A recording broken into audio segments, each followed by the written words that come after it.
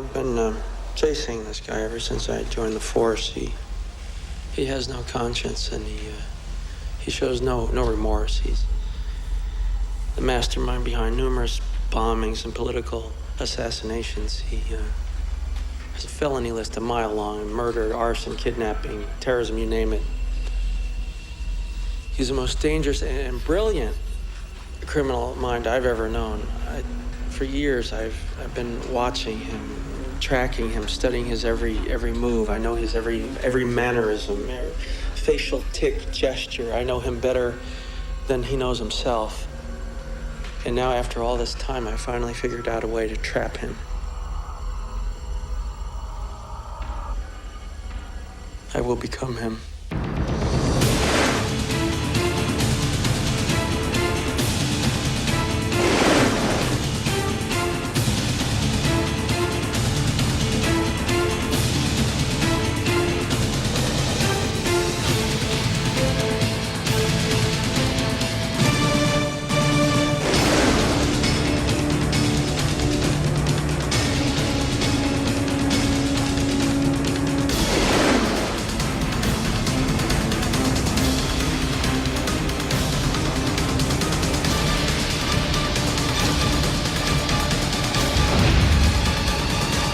I don't care if I live.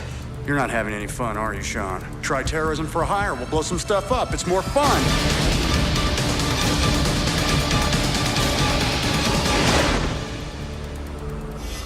Plan B.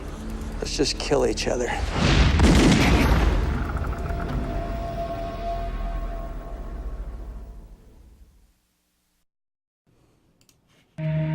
Hello, friends, and welcome to the most glorious of events, the Movie Mavericks Podcast.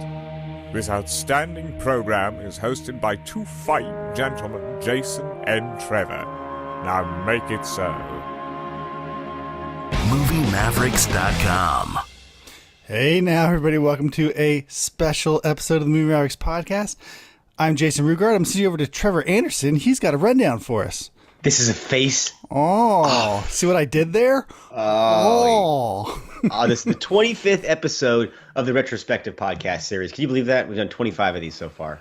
It's a struggle. It's a hell of an accomplishment, my friend. This is actually, though, a first time in a long time we've done a video episode, which is kind of cool. Yeah, we're gonna start go ahead and recording these on video, and so if you're listening to this on the audio podcast, you can hop on over to YouTube, do a little Movie Mavericks searcheroo there, and if you decide maybe you'd like to see us talk in person while we do this, I don't know. Personal preferences, I don't know. Who knows, right? I mean, Jason's a beautiful man. I mean, oh, thank you there, sir. Yeah. You're a handsome bitch yourself. If you would like to see what we look like, and if you would like to just check out the channel in general, you don't want to if know. You're curious, if you're curious to see after all these years what you're dealing with, here it is. Hope you like it. So tonight we're talking about Face Off. If you couldn't tell by that intro, it's a very steamy night here. If you see some glistening on either Trevor or I, it's about 100 It's very degrees. hot. It's a heat wave here in California right now. Heat wave is kicking in, but that's actually very, I think, apropos, because this is a summer movie, and this to me is the definition of a big summer movie. In fact, I consider this to be the movie of the summer of 1997. This was my favorite of everything that came out. And something that I think you would agree is definitely so 90s, even though it's it's quintessential 90s, really. As far as a summer big movie blockbuster goes, right? It really is. And I don't know about you, but for me, we just played this VHS trailer on this. VHS is where this movie lived for me. I hated that because the VHS payment scan was fucking terrible. It's terrible, yeah. It was a terrible presentation of this movie. Having just watched this on Netflix, which had it all cleaned up in the HD and all that kind of stuff, it's a shame that I saw this on VHS for so long. I did see this in the theater many times. I saw this about 3 or 4 times in the movie theater when this came out. I was enamored with this movie. More than me. I know, right? And then when it came out on VHS, I thought it was an abomination, the presentation of it. You know, even though I remember that VHS cassette like it's a jewel, you know, the way it looked. But when this came out, I thought that this was better than Con Air, which had premiered a few weeks earlier, if I believe. And Con Air holds up a little bit better over time. I'd say a lot better. You think so? Yeah, I am just not a fan of Face Off. As far as John Woo goes, I think this is one of his weakest of the 90s Hollywood flicks. As important as Tarantino was to the 90s, I think John Woo is equally as important in a lot of ways. Because that John Woo visual style was copied for so long until the Bourne Ultimatum. The thing about the 90s, right? I mean, you mentioned Tarantino, right? Well, here you're mentioning John Woo. We're talking about what people assume today are big Hollywood budget movies, right? They're A movies. They're what big Hollywood blockbusters based on. These were independent guys that came over in the 90s, right? And John Woo is essentially a part of that as well. Yeah, and his style was so copied and so everywhere for a while that I think it watered down when he had movies out, because to me this and Mission Impossible 2 are his shining moments, and then everything after that it just deteriorates. I can stomach Wind Talkers. I think it deteriorated a little before, but you've always been harsh really, on Woo, though. I'm not I hate Wind Talkers. I do not like Face Off. I think a lot gets lost in the translation with John Woo, and this is one of the worst offenders, I think, in my opinion. But I do love, Hard Target, Broken Arrow. Even though Broken Arrow is not an amazing movie, it's coherent. I prefer this way more than Broken Arrow. I think all of your issues with these movies, I feel like that was Broken Arrow. Honestly, I found it boring and like it just takes too long to play out. It's overindulgent. Oh God, that's not Face Off to you? That's not the beginning of this movie. First of all, this movie has no emotional basis at all. Yet it is a very emotional movie, right? The entire premise that Nicolas Cage kills John Travolta's kid. And that entire scene is a joke. Like, I don't know. I've seen a lot of John Woo movies. He's a great director. But then there are movies like Face Off where it's just nothing, absolutely nothing is directed well. Not one single thing. And it is so poorly directed that you're incapable of putting it together in the edit. No. In a coherent story. Am I wrong? I'm totally off. You are wrong. I am not off. Let me tell you why you're wrong. First of all, this movie's operatic in its excessiveness and its over-the-topness. You know that right from the beginning when they have the hallelujah and the music and everything is so overly done. So you feel that opening scene, which feels so tacked on. It's terrible. Yeah, it is. I think they shot. I don't think that was originally in there. I believe that was put in there after the fact because it's so badly done. Oh yes. And even the hallelujah thing when he comes out is odd. But after that 20 minutes of where it goes from a chase of a Humvee versus a plane, a helicopter versus a plane, a shootout, and then fisticuffs, that's an amazing sequence put together. I just don't care. I love the Woo touches, like when Cage gets out of the car and those coattails kick up and you get that whooshing sound effect. Those moments are hyper reality in a way. And before the superhero craze, this was kind of the epitome of like a hyper villain. You know what I mean? Like this. Oh, for sure. This is strong acting for a summer blockbuster. Very strong acting in this movie. Yeah, the acting can't be faulted, right? And it's so clear that Travolta and Cage are having an enormous amount of fun, and that pulls over. Like, I get the fun of this movie. What I don't get is the emotional. This movie is so bad, man. Like, it just falls apart for me in exactly the sense that I find it a joke, in every single way. Like, it just doesn't. It's just a joke. No, it works for me on so many levels. I mean, you talk about the emotional connection. There's the scene where the Cage playing Travolta.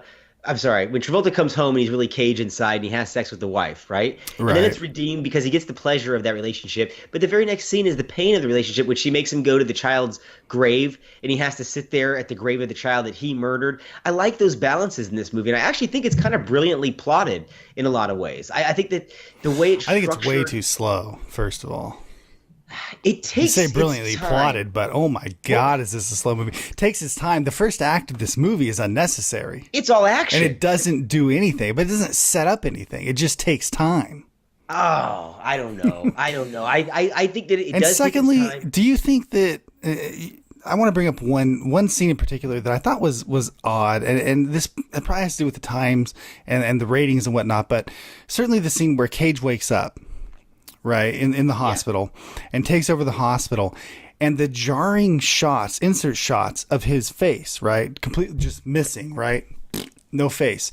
Did you not think that was a little like they went through all the trouble to like put on that makeup and stuff just to have like 2 seconds of FaceTime with that? And they were odd angles too, I noticed. I thought, that's got to be for the ratings board, right?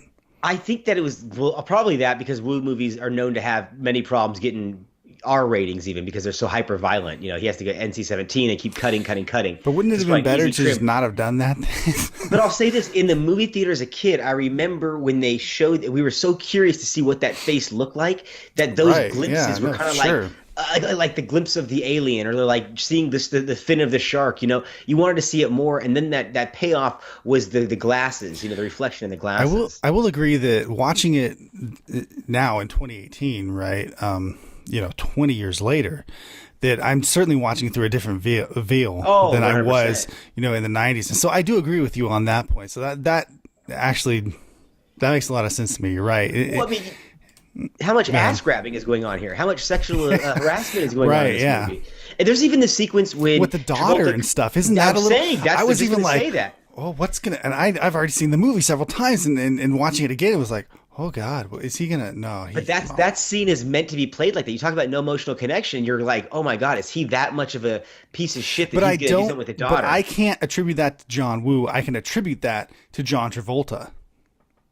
Okay, in the script too, because that's written. I mean, so it's once again, nicely plotted. I really think written. Anything that saves this movie is Travolta and Cage.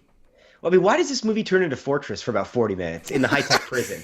Well, that's what I'm saying. Why is this movie so slow, right? There's nothing going on, and there's too much going on, right? This movie has no focus at all and it has a great premise, right? And a great idea of like just some stupid summer blockbuster movie, and it tries to cram in all these extra things, and it doesn't work. It does a terrible job at it. I like the extra stuff that it created. The idea that it was an action movie, that it had these sci-fi elements, that in 97, the effect with the ear was kind of cool. The hyper prison, which you've seen before, the high-tech prison we've seen in Fortress, and you see later in Escape Plan and things like that. Yeah, very 90s. Very 90s idea. And then the escape of it, and the idea that, like, I just thought the plot worked so well, because when Cage and when they start interacting, that's, first of all, the scene between the two of them in prison is as good as the Heat scene with De Niro and Pacino that everyone lauded. I mean, so I don't understand. You don't think so? No. I love that. I love that sequence. As good as the Heat scene? For sure. First of all, are you Team Cage or are you Team Travolta? Who are you a bigger fan of? No. Oh, who am I a bigger fan of? Yeah. I mean, that's a rough one. In all honesty, probably split 50-50 between the two of them, but I don't know, because there are times when you think, oh, John Travolta was so good in this movie, and then Nicolas Cage sucked in this movie, but he was so good in this, and then John Travolta sucked in this movie. You know, like it's a crisscrossing of amazingness and suckiness all in one. So I can't pick one, but I mean, anything in the 90s, from either one of them, I'll watch. Even this, and I don't particularly like this, but I would watch this again. You know, I really do think they're fantastic. In their heyday in the 90s, both of them, surprisingly, right, have kind of lost the edge a little bit, the acting edge, haven't they? They've ended. I mean, I'd say Cage is doing the more interesting work. But where are they at now? I mean, Gotti and right for Travolta, right, which is just tanked absolutely. And Nicolas Cage, his only saving grace is getting picked up by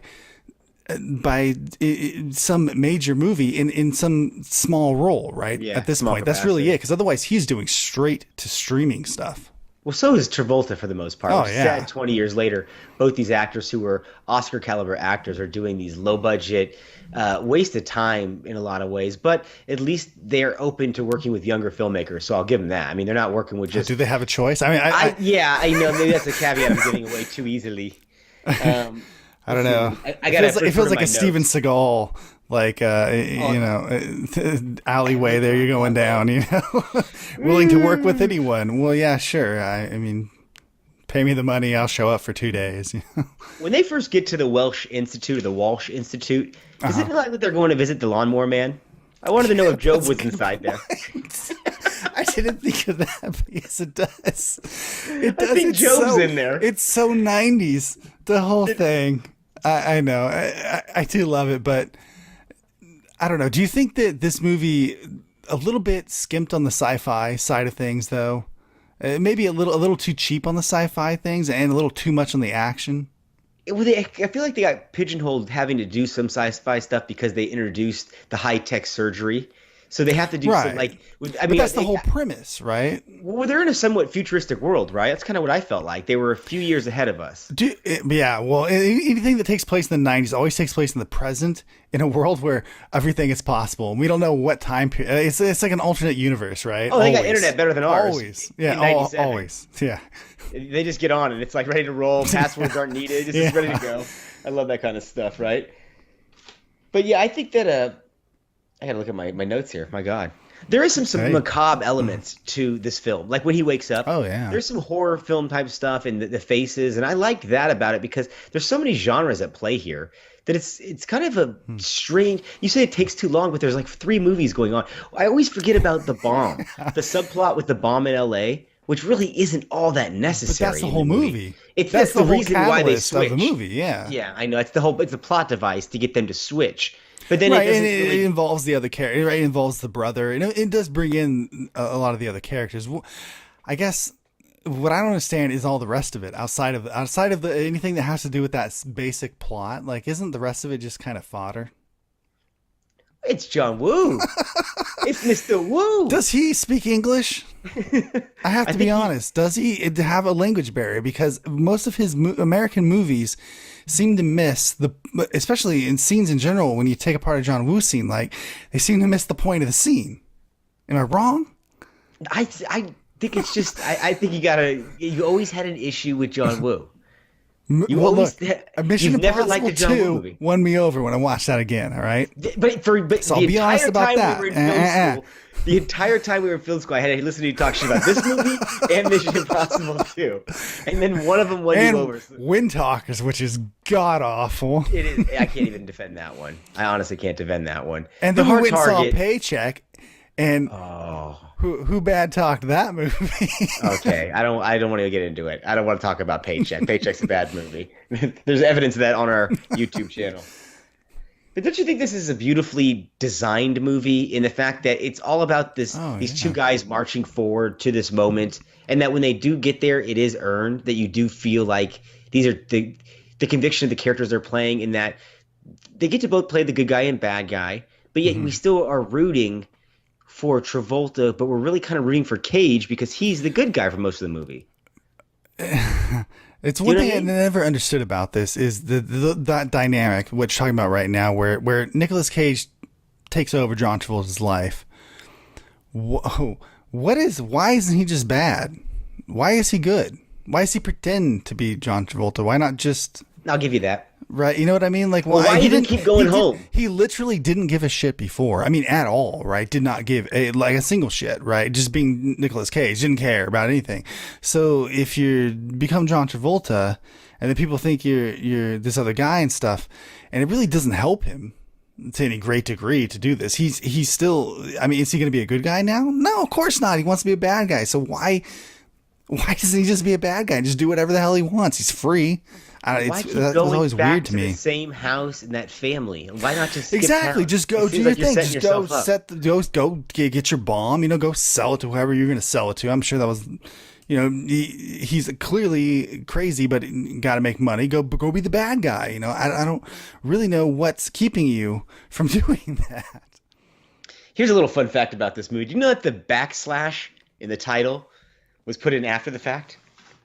Do you know that test audiences thought this was a movie about hockey, and they figured that putting the backslash in there would not make it a face-off. Well, hockey was a lot bigger in the 90s. But was it though? Oh God, yes. Yeah, right, hockey was a lot bigger in the 90s. But I still would find that strange that anyone would hear face-off. Although. But I don't know. I remember the Nintendo games, the hockey games and stuff. It was always a face-off, and you'd fight. So I guess. Yeah. All right. Okay. Maybe. All right. Strange little movie fact there. This movie made $112 million in '97, which equals about $225 million today. So to put that into perspective, this would have outgrossed.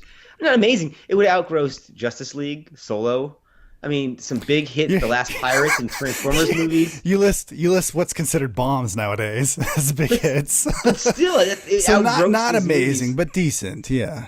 I mean, a summertime hit. Considering this movie would have cost $300 million to make, right? No, I think it was 70 million, so about 150 million Oh, please. today's money. So not too bad. This was a hit in its day, and it made money. But who would star in this movie? Nobody could ever star in Today. this but these guys. Who even then, who could you have gotten? It's true because nobody has that. Well, especially Nicolas Cage, right? Because nobody Those has those mannerisms. Yeah, that you could take and apply, and it would be obvious that you're playing the other person. I agree with you. I think that'd be hard even nowadays. I can't think of a match. I mean, Christopher Walken would be someone that could do that, but I don't know. He'd play so well in a movie like this, but to have it not come off as doing an impression, but actually being that person. That's what he does. So very, very well. And I do think it's well directed in some sequences, but I can't tell if that's just because I'm so used to these, you know what I mean? Like I know the rhythms of them and I see them play out again and I'm like, oh yeah. Although it is overdone with the somewhere over the rainbow sequence during the shootout and the little boy in the room. And I mean, the doves, of course, and these kind of tropes that we know. Right, which have become, almost a joke for John Woo stuff later on. But at the time it wasn't. And on the big screen when I first saw it, it was pretty overwhelmingly it was that initial sequence too with the Humvee going after the plane and he spins out and all that playing chicken. That had my fucking blood going when I was 18 when I saw this. And I mean, honestly, that and Speed were some of like the best Speed the movie. Were some of the best experiences I've ever had in a movie theater. Why do you like this movie so much? You're on Speed. Like Face Off. But yeah, I can't believe I saw it 3 times. But you know, when you're a teenager, you keep going to the movies because people like hadn't seen it or you see things a lot. Sure. So that was kind of. They also played longer, so. It did play for like what 8-9 weeks in the theater. It was out forever. I think it made 245 worldwide back in its time. I put this above The Rock and Con Air. I stack it Face Off. You put this above The Rock? I do. No, you don't. Really? The Rock is way expertly directed compared to this. I can't defend it. It's just, you know what I mean? Sometimes it's just, to me, this is an easier movie to watch. The Rock moves in ebbs and flows, and I think that when they first get, up to the point where Connery meets his daughter for the first time, a lot of that's filler. I mean, I know it's a lot of setup and shit. This whole movie is filler. I know, but it's a lot of that. I mean, I think The Rock is slow. I really do. I think The Rock is slower than this. Well, I would flip on that. And you know how the strange thing is, I think I've seen Con Air the most because it's been on like CMT, TNT. Oh God, yeah. You know, all these channels. Mad on Turner Network stuff. It still does. I'm sure. I mean, it was on Mm-hmm. Sci-Fi the other day. I'm sure they're getting residual checks from that still. I'm sure that pays for one of Nicolas Cage's kids bail. All right, let me see what else I got here. Let's take a break and listen to Siskel and Ebert rap about Face Off. Plan B. Let's just kill each other.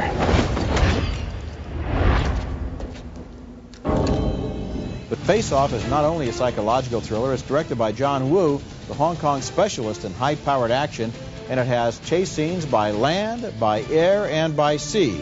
I think it's a little too long, but I found the plot intriguing, the action inventive, and Cage and Travolta very entertaining as they toy with each other's star personas. Oh, I liked it too on the basis of the performances more than the action sequences. And I enjoyed, and we've told the story here, I enjoyed discovering it for myself, I must say, that it kept getting more complicated. And as it gets more complicated, it is more intriguing because you do have enough time. It isn't wall-to-wall noise.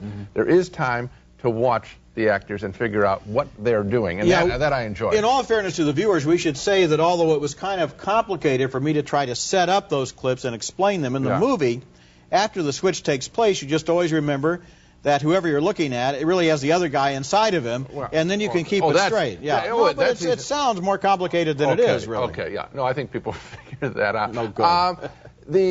I'm just surprised that this story hasn't been told before. It's such a good high-concept story. Well, movies like Seconds use some of the same aspects. A little bit. But the matched pair is what I like. So I have to agree with Siskel there that I am surprised at this, and although it really technically has been done before, it's just a body swap movie, right? Freaky Friday. It's not really that difficult, but it is.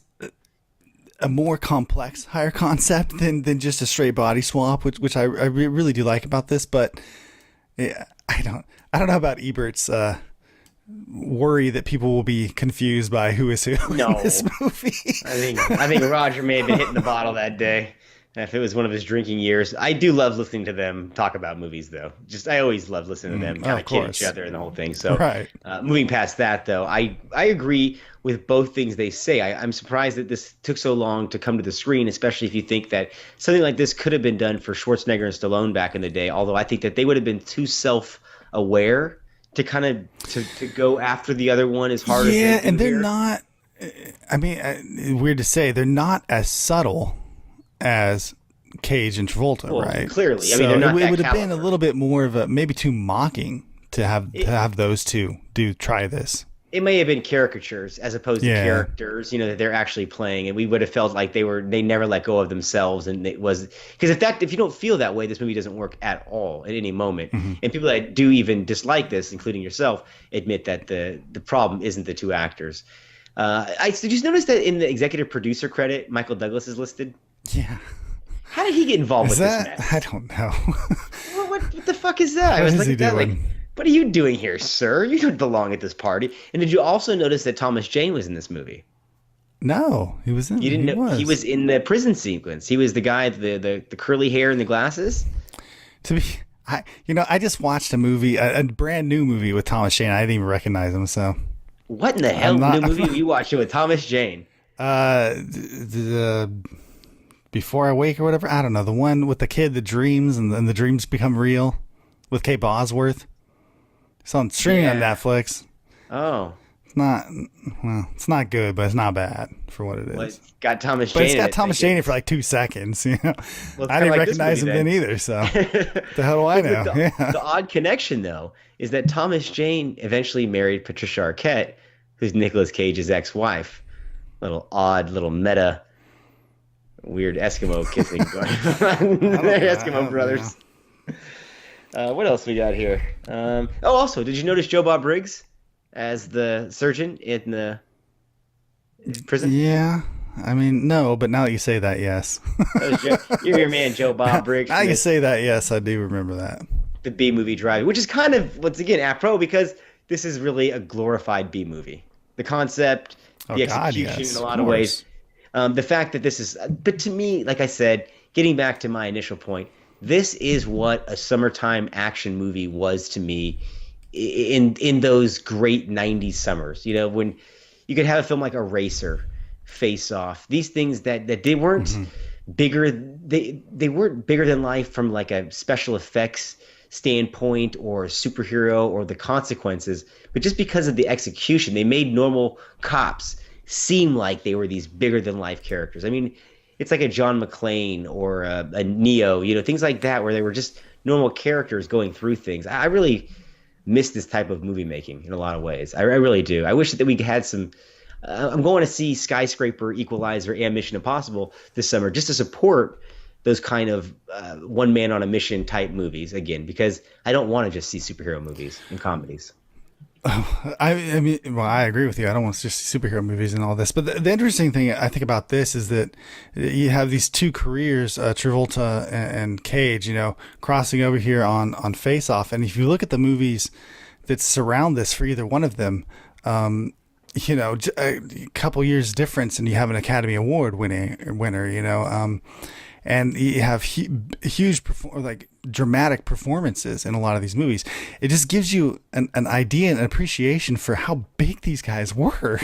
And how balanced their careers were. Yes, that's what I'm saying. Things that were off kilter. I mean, even previously to this, I believe Travolta's previous one was Michael, which is a strange movie. Phenomenon.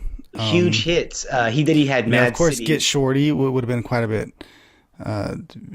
before that, but if you look after this, you had things like Primary Colors and as you say, Mad City and Civil Action, of course, not too long after that. Yeah. Nicolas Cage, surrounding this, you have The Rock. We talked about Leaving Las Vegas, City of Angels, right? Snake Eyes, then you have 8mm, Bringing Out the Dead. Yeah. So very.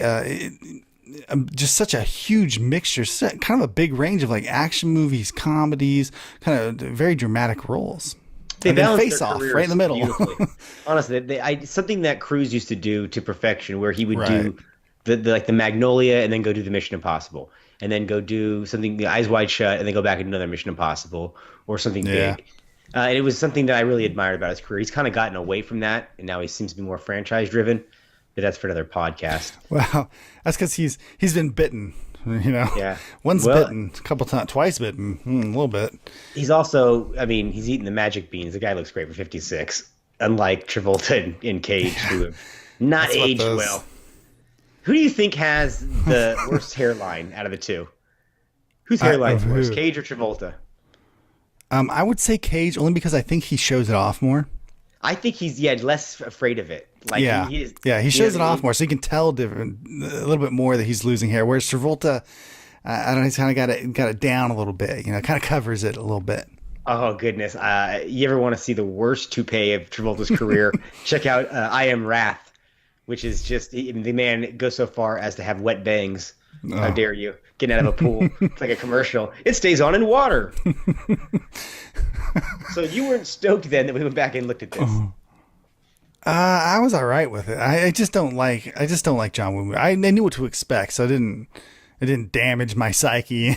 You suggested it to watch this again. I did suggest it because I wanted to go back and see this because I had changed my mind so much on Mission Impossible 2, and I'm realizing now that I'm just more of a Tom Cruise fan than I've ever been before in my life.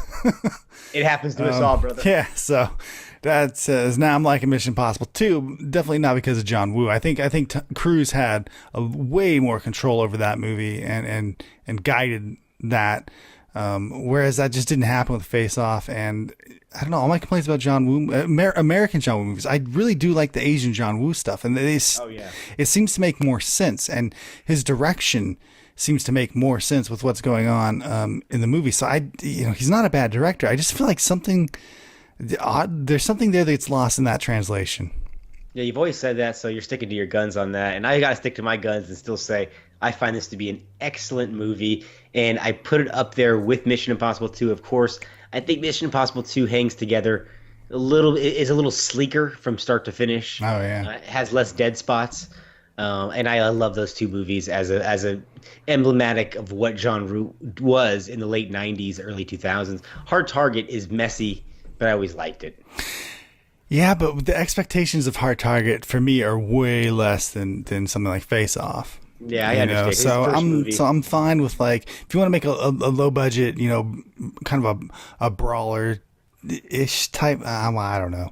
You know what I'm saying? I mean, Face Off was presented as like a big budget, and it really is a big budget blockbuster film. Yeah, so you'd expect it to not be so rough around the edges. Yeah, a little bit more polished, and I thought it was. That's why I got so into it when I was younger, and I still think it holds up. Not nearly as well though as Con Air does. That's fine. I mean, there's a lot of stuff from the '90s that, when you saw it, you thought were super slick, right? Yeah, Independence Isn't that Day. Weird. Oh, Jesus, that's one of those ones where you saw it in the theater, and you're like, oh my God, this is the most amazing movie ever. Believe me, but that one faded quick, right? That was the VHS. Yeah, you watched that. You watched that after a year later. You got that VHS. You're like, oh, geez, why did I like this? I can't even see it. It's like, the fucking frame is like this, Like I look like I'm just not even widescreen. Yeah. A lot of movies like that. The one that didn't was Speed. Speed was good no matter what. Yeah, you could not hold that movie back. Point Break's another one. Certain movies played better on VHS and certain ones didn't. I mean, T2 still played on VHS even though you couldn't see 3/4 of the screen. Yeah. Well, that's going to wrap up our podcast for tonight. We want to thank you guys all for joining us on this special video and audio edition of the Movie Mavericks podcast. We'll be back next week with a new episode. We want to thank you all for listening on the new Spotify channel we have. If you haven't checked that, go to Spotify, follow the podcast, get all your latest podcast updates on there. And as always, you can go to MovieMavericks.com and get every single podcast we've ever done, as well as iTunes. Every single one. Every single one. I don't recommend going back too far. Yeah, let's not. If it's not on iTunes or Spotify, let's say triple digits, folks. Yeah, I would. And let's just go last year. Okay, there's a lot of podcats out there. This has been several years and a lot of work in the making just to get to this point. It's not even that great. So let's just be honest. Get this show as polished as it's coming to you tonight. Like I said, I want to thank you guys as always. I'm Jason Rugard. Speaking for Trevor Anderson, we are the Movie Mavericks.